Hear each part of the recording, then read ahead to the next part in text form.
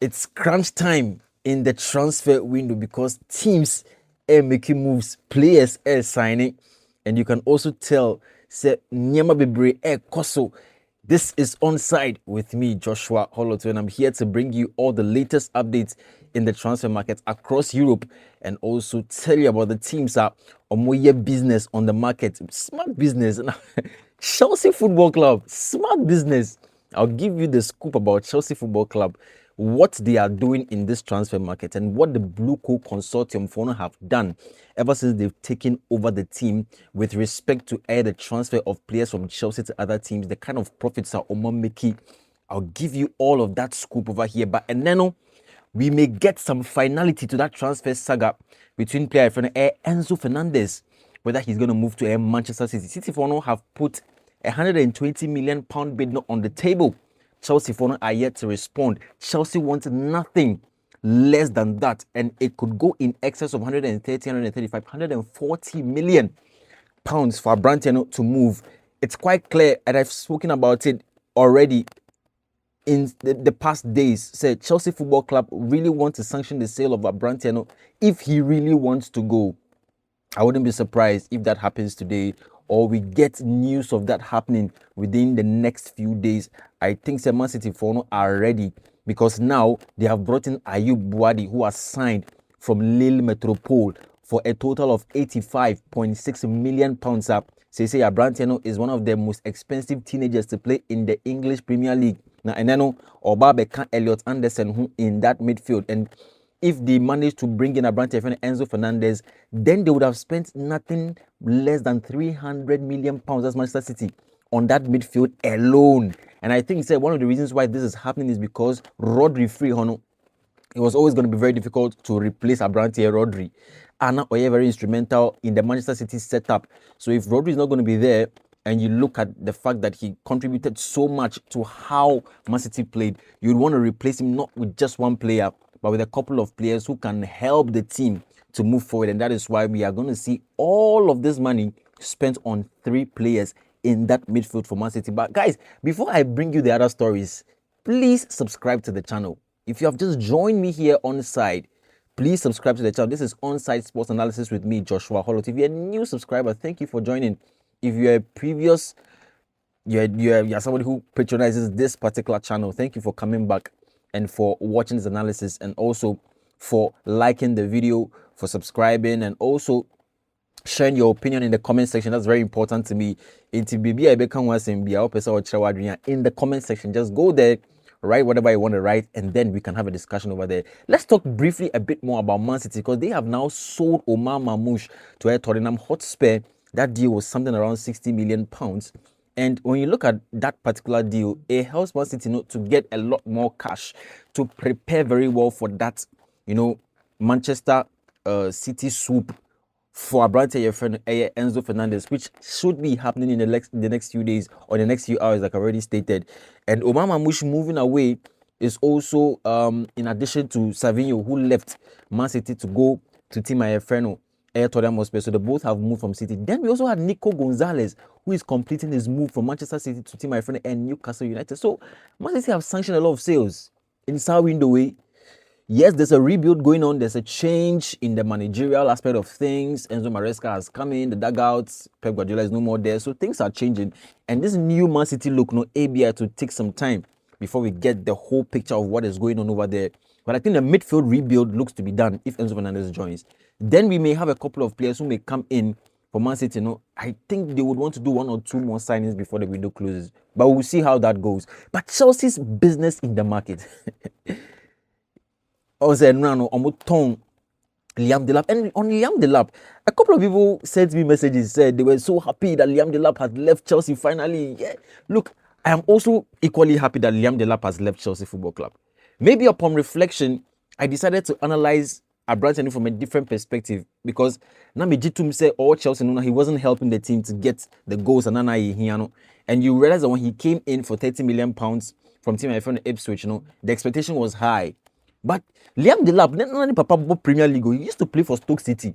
Rory Delap, for those who remember 2010, 2011 season, I think even 2009, those times, Stoke City, that Ryan Shaw cross, what time, I think they were coached by Tony Pulis, if I'm not mistaken. Rory Delap was a prolific defender. I think he was a left back. And he was well known for his long throws. So when you look at the impact Rory Delap made in the Premier League back then, and you look at his son, Liam Delap, I say, you do realize that, look, every football player, in one way or the other, they are just as human as we are. That's the truth. And Liam Delap, no, I'm on record to even have called him a rugby player. Because sometimes you watch him play for Chelsea, all he was interested in was battling with defenders, shoving them and receiving yellow cards. And it was not something that was pleasing to watch. But like I said yesterday, Abrante has to move to a place where there's not much scrutiny on his performance. And so he can get the time to operate, he can get the time to play. And Oliver Glasner, he may get that. Chelsea, I think it was too high for him in terms of progression. And I don't think people should be overly excited about we have taken away a malfunctioning player, quote and unquote, out of the team. When you look at the humanistic aspect of things, take for example, if your brother was Liam Delap, right? Liam Delap now or go through this very difficult patch and he's managed to seal a deal to Nottingham Forest. You'd rather encourage him, say, and I hope, that's my hope, that he goes there and play and do well and prove to all the people who spoke against him, especially at Chelsea Football Club, said he's not that kind of player. Maybe he came into a team that was too hard for him to play in. And then I know ABI also be what do you say? Because for him himself, I'm pretty sure, thinking about it, he was, he became an outcast for a player who came to Chelsea Football Club, for number 9 jersey. Then even Nicholas Jackson was relegated into the background for you. You were given the opportunity to play. So if things don't go well or go as planned, he has every right to be disappointed. I'm not in the players, camp to know how he feels about this particular move. But if I want to, assume that form of responsibility of getting into his shoes, I think I would feel very bad for him. Or I think I'll feel very bad as a player. But what do you also say? And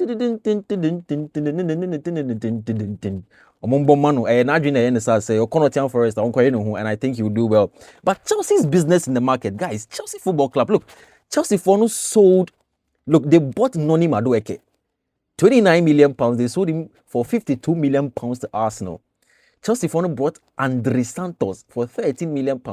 They sold him for £50 million to my friend in Manchester United. Then Liam Delap American bought him for £30 million. They are selling to Nottingham Forest for £45 million, and that could rise to £50 million if the add-ons, right, are activated over there, because there was a 45 fix with 5 million add-ons to make it £50 million. Chelsea got Mason Mount for free. He played in the academy. Then he was a graduate. We sold him to Manchester United for £60 million. Chelsea bought Nicholas Jackson for £30 million.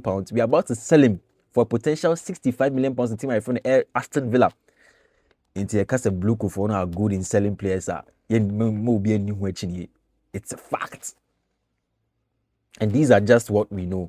I'll put on the screen players at Chelsea for Tom selected this particular summer. You will see a brand here friend Alejandro Garnacho, right? He is even going for a loan with an obligation to buy, and it could reach in excess of £40 million. That's a good sale, if you ask me. Good sale. Tyreek George is also in there. He's moved to Everton. Good business we did. So the Blueco consortium, look, Joe Shields, Paul Stanley, right? And all the others, Fallows, and Xabi Alonso, who has been given a lot of responsibility. Look, they are doing so well. And I honestly think that is how the Chelsea model, especially for Blueco, was designed to go in terms of direction. And on my idea, because everybody's asking, how did Chelsea sell Liam Delap for this amount? Based on what he has come to do. In about how many appearances? He scored only 2 goals for Chelsea Football Club. But I explained yesterday why I thought that deal went into that direction in terms of the transfer fee. Oliver Glasner has bought into the idea of the player becoming one that he can improve upon. And I think it's fair business if they decide to spend that amount of money on him. It's not anything bad at all.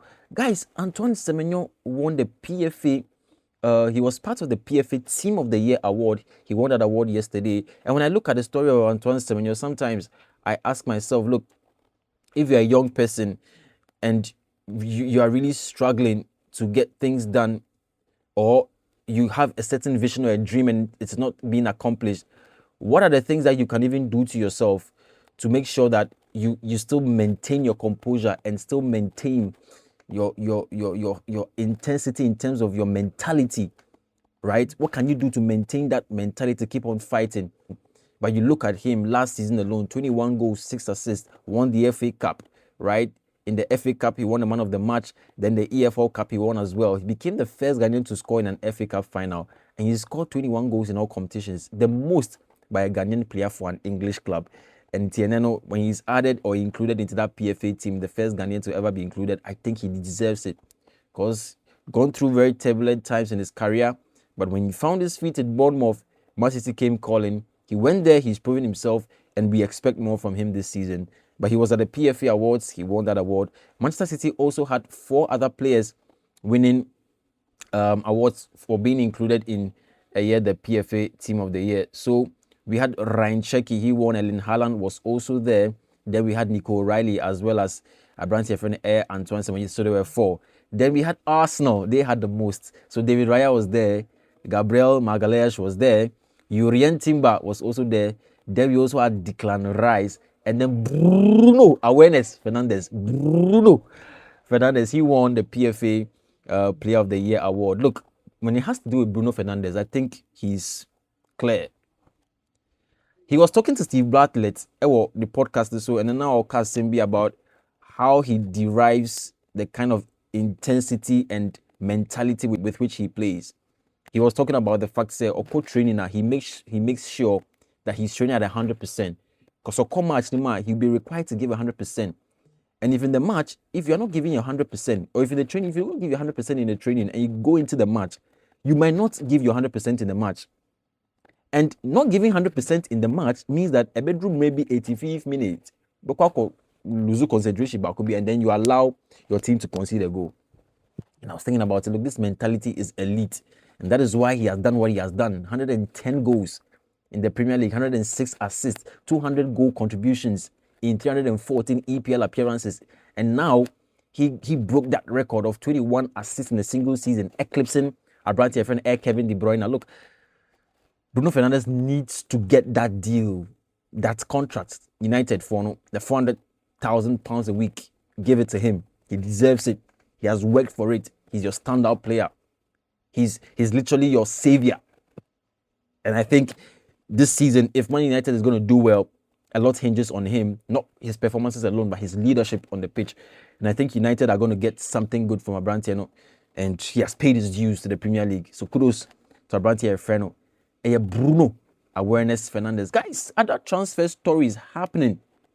Chelsea for may want to go for a goalkeeper. I think the consensus has been reached in Chelsea for camp say it was some market so no pay goalkeeper ebe signing. Say the beya obetumi ama Robert Sanchez competition in that Chelsea setup. And yes, sir, Chelsea may not be competitive. You have a very good team, but goalkeeping department will leaky goals.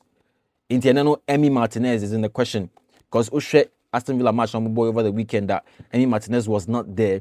It looks like there's some controversy. Marco Bizot was the goalkeeper, and Zion Suzuki was also on bench. And with the introduction of Zion Suzuki, it looks like it clears the way for Emi Martinez. And if Emi Martinez has to leave, I'm pretty sure that Chelsea they should be looking very carefully over there. No Chelsea Football Club, not on my some depth in that particular goalkeeping department. Not Chelsea get some competition for Robert Sanchez. And yes, sir, this season, I'm sorry, Chelsea cannot compete. Ayub Buwadi has completed that deal. Mikashiremo earlier. Jean-Philippe Mateta, he could be moving to Aston Villa. As we speak, he had a couple of issues with Crystal Palace because there was a concern. He said in the existing contract, there were problems on it. So he could leave. But does he leave to Aston Villa? Does he leave to Manchester United? Does he leave to... there's one more team that he's linked with. Jean-Philippe Mateta, at his ripe age, looks like the Karane Benevier, but you watch him play in the Premier League and it's like, wow, he's in his prime. He goes to Aston Villa. Aston Villa, they are in Europe. They lost over the weekend 4-0 to my friend Brighton and Hove Albion. They may want to improve because you cannot send that performance into the Champions League. You need to be very competitive. They have lost a couple of their players, Morgan Rogers, Efrioko, Chelsea. right? Then they are now trying to see if they can bring in a couple of players. Oli Watkins, I'm sure he will go. He's leaving to Al Hilal. And it looks like he's trying very hard to push an exit. You lose these two players who are very, very key, or were very key at Aston Villa last season. Now they've gone for Alejandro Garnacho. I don't see him as one player who can be very competitive. Yes, maybe Unai Emery can get the best out of him, but you're going to play in Europe. You need squad depth. It is saying, no, I'm forward line, no, I'm ton Abrante and I friend Oli Watkins. Who are they bringing in? So Jean-Philippe Mateta is in the question, right? He comes in, I think instantly he goes in there and he proves that he's a goal scorer who is Premier League proven already. That could be a good deal for team Ayefreno or Aston Villa to bring him in. And this has been Onside with me, Joshua Hollow, to come back later in the day with more transfer stories. The Enzo Fernandez situation, we are keeping our eyes on that because that should be the biggest story for today if a move is to happen. But Alex Scott, it looks like Chelsea are going to agree for the player to move in. It's nothing in excess of £85 million. If Enzo Fernandez leaves, it looks like Chelsea are going for Alex Scott. But does he really fit the Chelsea system? When I come your way later in the day, I'll give you that breakdown and help you understand how Alex Scott is not a like for like to Enzo Fernandez, but he still comes into Chelsea and offers a lot. Stay tuned. Please subscribe and make sure that you like, you comment, and you also share to other people. Until I come your way again, I'll see you in the next one.